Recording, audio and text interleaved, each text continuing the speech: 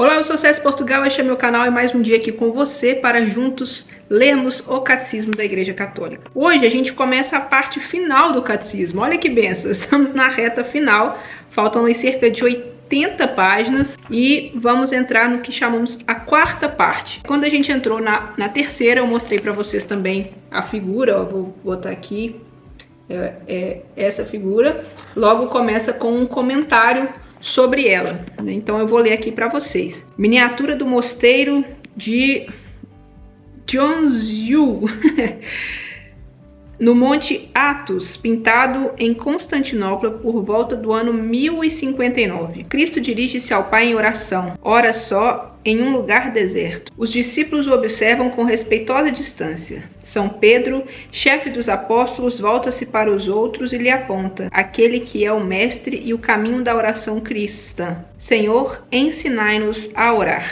Aqui, ó. Vou botar aqui a cena novamente para vocês verem, né? Aqui os apóstolos e orando. E justamente essa nova sessão fala sobre a oração cristã. A gente vai ver a importância da oração e que meio que culmina em tudo aquilo que vimos, né? Que a gente viu a parte prática de como encontrar-se com as coisas de Deus, como viver as coisas da igreja. E aí a igreja vem e fala, tá bom, mas para tudo isso, reze, você precisa rezar. Hoje a gente começa aqui do parágrafo 2558. E eu peço ao Espírito Santo que nos dê esse dom de orarmos, de pedirmos a Deus, de clamarmos pelas coisas do alto para que possamos viver em nossas vidas aquilo que Deus sonha para nós. Que possamos fazer a nossa parte, agir e confiar que Deus vai cuidar de todo o resto.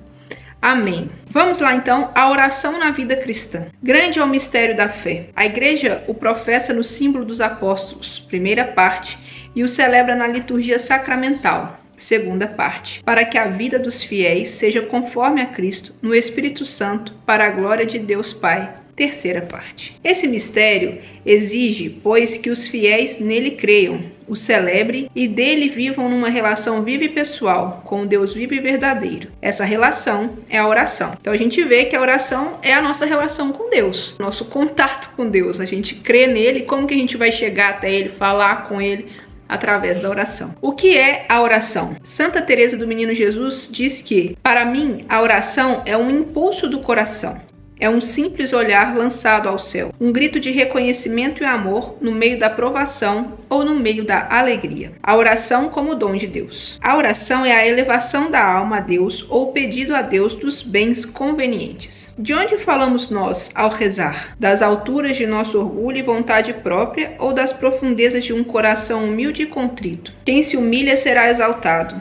A humildade é o fundamento da oração, pois não sabemos o que pedir nem como pedir. Santo Agostinho vai dizer que a humildade é a disposição para receber gratuitamente o dom da oração. O homem é um mendigo de Deus. Se conhecesses o dom de Deus, a maravilha da oração se revela justamente aí, à beira dos poços aonde vamos procurar nossa água. É aí que Cristo vem ao encontro de todo ser humano. É o primeiro a nos procurar e é ele que pede de beber. Jesus tem sede. Seu pedido vem das profundezas do Deus que nos deseja. Santo Agostinho diz que a oração, quer saibamos ou não, é o encontro entre a sede de Deus e a nossa. Deus tem sede de que nós tenhamos sede dele. Olha que bonito isso. Deus tem sede de que nós tenhamos sede dele. Ele não precisa de nada de nós, mas ele quer que nós tenhamos essa necessidade de buscá-lo, de estarmos com ele, de termos esse anseio por ele. Tu lhe pedirias e ele te daria água viva. Nossa oração de pedido é, paradoxalmente, uma resposta. Resposta à queixa do Deus vivo. Abandonou-me a mim,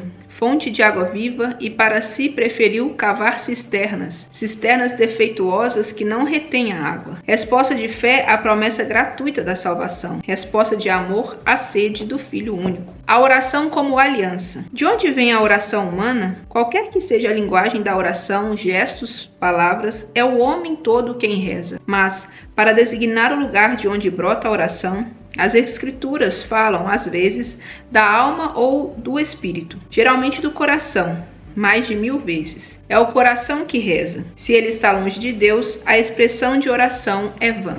O coração é a casa em que estou, onde moro, segundo a expressão semítica ou bíblica, para onde eu desço. Ele é nosso centro escondido, inatingível, pela razão e por outra pessoa. Só o Espírito de Deus pode sondá-lo e conhecê-lo. Ele é o lugar da decisão, que está no mais profundo de nossas tendências psíquicas. É o lugar da verdade, onde escolhemos a vida ou a morte. É o lugar do encontro, pois à imagem de Deus vivemos em relação. É o lugar da aliança. A oração cristã é uma relação de aliança entre Deus e o homem em Cristo. É a ação de Deus e do homem. Brota do Espírito Santo e de nós, totalmente dirigida para o Pai, em união com a vontade humana do Filho de Deus, feito homem. A oração como comunhão. Na nova aliança, a oração é a relação viva dos filhos de Deus, com seu Pai infinitamente bom, com seu Filho Jesus Cristo e com o Espírito Santo. A graça do reino é a união de toda a Santíssima Trindade com o Espírito pleno. A vida de oração consiste, portanto, em estar habitualmente na presença do Deus 3 vezes santo e em comunhão com Ele. Essa comunhão de vida é sempre possível porque, pelo batismo, nos tomamos um mesmo ser com Cristo. A oração é cristã enquanto é comunhão com Cristo e cresce na igreja que é seu corpo. Suas dimensões são as do amor de Cristo. Capítulo 1. A revelação da oração, vocação universal à oração. O homem está à procura de Deus. Pela criação, Deus chama todo ser do nada à existência. Coroado de glória e esplendor, o homem é,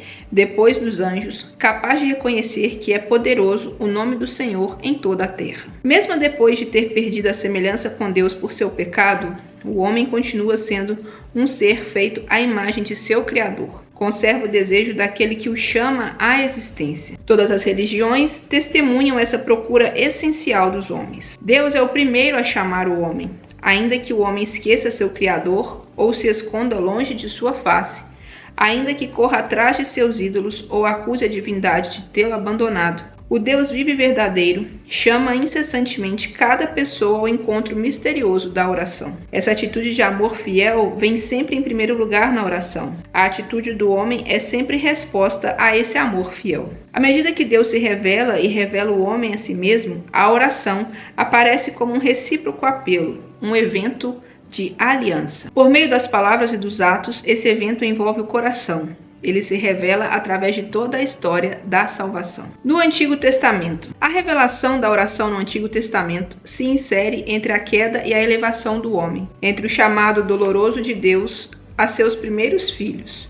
Onde estás? Por que fizeste isso? Por que fizeste isso? E a resposta do Filho único ao entrar no mundo. Eis-me aqui, eu vim, ó Senhor. Eis-me aqui, eu vim, ó Deus, para fazer a tua vontade. A oração está assim ligada à história dos homens. É a relação com Deus nos acontecimentos da história. A criação, fonte de oração. É sobretudo a partir das realidades da criação que se vive a oração. Os 9 primeiros capítulos do Gênesis descrevem essa relação com Deus como oferenda dos primogênitos do rebanho de Abel, como invocação do nome divino por Enós, como caminhada com Deus. A oferenda de Noé é agradável a Deus que o abençoa, e por meio dele abençoa toda a criação, porque seu coração é justo e íntegro. Também ele caminha com Deus. Essa qualidade da oração é vivida por uma multidão de justos em todas as religiões. Em sua aliança indefectível com os seres vivos, Deus sempre convida os homens a orar. Mas é sobretudo a partir do nosso pai Abraão que a oração é revelada no Antigo Testamento. A promessa e a oração da fé. Assim que Deus o chama, Abraão parte, como o Senhor lhe havia dito. Seu coração se mostra submisso à palavra. Ele obedece. A escuta do coração que se decide segundo Deus é essencial à oração. As palavras lhe são relativas. A oração de Abraão se expressa primeiro por atos. Como homem de silêncio, ele constrói a cada etapa um altar ao Senhor. Somente mais tarde aparece sua primeira oração com palavras. Uma queixa velada que lembra a Deus suas promessas que parecem não se realizar. Desde o começo aparece assim um dos aspectos do drama da oração, a provação da fé na fidelidade de Deus. Tendo acreditado em Deus, caminhando em sua presença em aliança com ele, o patriarca está disposto a acolher em sua tenda o hóspede misterioso. É a admirável hospitalidade de Mambré, prelúdio da anunciação do verdadeiro filho da promessa. Por isso, tendo-lhe Deus confiado seu plano. O coração de Abraão está sintonizado com a compaixão de seu Senhor pelos homens, e ele ousa interceder por eles com audaciosa confiança. Como última purificação de sua fé, é requerido ao depositário da promessa que sacrifique o filho que Deus lhe dera. Sua fé não esmorece. Deus providenciará o cordeiro para o holocausto, meu filho. Ele estava convencido de que Deus tem poder até de ressuscitar os mortos. Dessa forma, o pai dos que creem se configurou ao pai que não há de poupar seu próprio filho, mas o entregará por todos nós. A oração restaura o homem à semelhança de Deus e o faz participar do poder do amor de Deus que salva a multidão. Deus renova sua promessa a Jacó, pai das 12 tribos de Israel. Antes de enfrentar seu irmão Esaú, ele luta uma noite inteira com alguém misterioso que se recusa a lhe revelar o nome, mas o abençoa antes de deixá-lo ao despontar da aurora. A tradição espiritual da igreja reteve dessa história o símbolo da oração como combate da fé e vitória da perseverança. Moisés e a oração do mediador. Logo que começa a se realizar a promessa, a Páscoa, o Êxodo, a entrega da lei e a conclusão da aliança, a oração de Moisés é a tocante figura da oração de intercessão que se realizará no único mediador entre Deus e a humanidade, o homem Cristo Jesus. Também aqui Deus vem primeiro. É ele quem chama Moisés do meio da sarça ardente. Esse acontecimento será sempre na tradição espiritual judaica e cristã uma das figuras primordiais da oração. De fato, se o Deus de Abraão, Isaque e Jacó chama seu servo Moisés, é porque ele é o Deus vivo que quer a vida dos homens. Ele se revela para salvá-los, mas não sozinho, nem apesar deles. Chama Moisés para enviá-lo, para associá-lo à sua compaixão, à sua obra de salvação. Há, por assim dizer, uma imploração divina nesta missão. Moisés, depois de longo debate, conformará sua vontade com a de Deus Salvador. Mas, nesse diálogo em que Deus se confia, Moisés também aprende a orar. Esquiva-se, objeta e, principalmente, interroga. E é em resposta a seu pedido que o Senhor lhe confia seu nome inefável, que se revelará em seus grandes feitos. O Senhor falava com Moisés face a face, como alguém que fala com seu amigo. A oração de Moisés é característica da oração contemplativa, graças à qual o servo de Deus é fiel à sua missão. Moisés conversa muitas vezes longamente com o Senhor, subindo a montanha para ouvi-lo e lhe implorar, e descendo ao povo para lhe repetir as palavras de seu Deus e guiá-lo. Ele é homem de confiança em toda a minha casa. Com ele falo face a face, às claras e não em enigma. Pois Moisés era homem muito humilde, mais do que qualquer pessoa sobre a terra. Dessa intimidade com Deus fiel, lento para a cólera e cheio de amor, Moisés tirou a força e a tenacidade de sua intercessão. Não ora por si, mas pelo povo que Deus adquiriu. Durante o combate com os amalecitas, ou para obter a cura de Míriam, Moisés intercede. Mas é sobretudo depois da apostasia do povo que ele se manteve na brecha diante de Deus para salvar o povo. Os argumentos de sua oração, a intercessão, também é um combate misterioso. Inspiram a audácia dos grandes orantes do povo judeu e da igreja. Deus é amor. Por isso é justo e fiel, não pode se contradizer, deve se lembrar de suas ações maravilhosas. Sua glória está em jogo, não pode abandonar o povo que traz seu nome. Davi e a oração do rei. A oração do povo de Deus florescerá à sombra da casa de Deus, da arca da aliança e mais tarde do templo. São principalmente os guias do povo, os pastores e os profetas, que o ensinarão a orar. Samuel, menino, teve de aprender de sua mãe Ana como se portar diante do Senhor, e do sacerdote Eli como ouvir sua palavra. Fala, Senhor, que teu servo escuta. Mais tarde também ele conhecerá o preço e o peso da intercessão. Quanto a mim, longe de mim que eu venha a pecar contra o Senhor, deixando de orar por vós e de vos mostrar o caminho bom e reto. Davi é por excelência o rei segundo o coração de Deus, o pastor que ora por seu povo e em seu nome, aquele cuja submissão à vontade de Deus, cujo louvor e arrependimento serão o modelo da oração do povo. Como ungido de Deus, sua oração é adesão fiel à promessa divina, confiança cheia de amor e alegria naqueles que é o único rei e Senhor. Nos Salmos, Davi, inspirado pelo Espírito Santo, é o primeiro profeta da oração judaica e cristã. A oração de Cristo, verdadeiro Messias e filho de Davi, revelará e realizará o sentido dessa oração. O Templo de Jerusalém, a casa de oração que Davi queria construir, será a obra de seu filho Salomão. A oração da dedicação do templo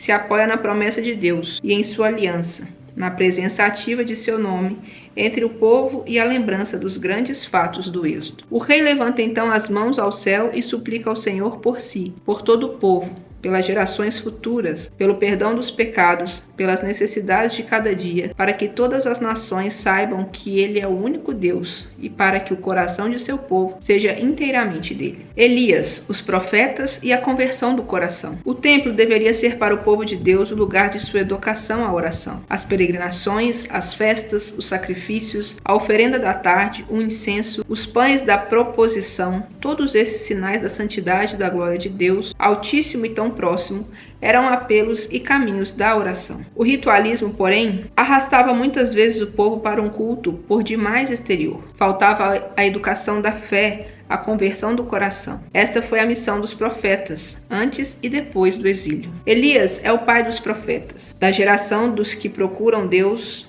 dos que buscam sua face. Seu nome, o Senhor, é meu Deus. Anuncia o clamor do povo em resposta à sua oração no Monte Carmelo. São Tiago nos remete a Elias para nos impulsionar a oração. A oração fervorosa do justo tem grande poder. Depois de ter aprendido a misericórdia, em seu retiro à imagem da torrente de Carite, ensinava a viúva de Serepta a fé na palavra de Deus, fé que ele confirma por sua oração insistente. Deus devolve à vida o filho da viúva. Por ocasião do sacrifício no Monte Carmelo, prova decisiva para a fé do povo de Deus, foi por sua súplica que o fogo do Senhor consumiu o holocausto. Na hora em que se apresenta a oferenda da tarde, responda-me, Senhor, responda-me. São as mesmas palavras de Elias que as liturgias orientais repetem na epiclésia eucarística. Por fim, retomando o caminho do deserto para o lugar em que Deus vivo e verdadeiro se revelou a seu povo, Elias se escondeu como Moisés na fenda do rochedo, até que passasse a presença misteriosa de Deus. No entanto,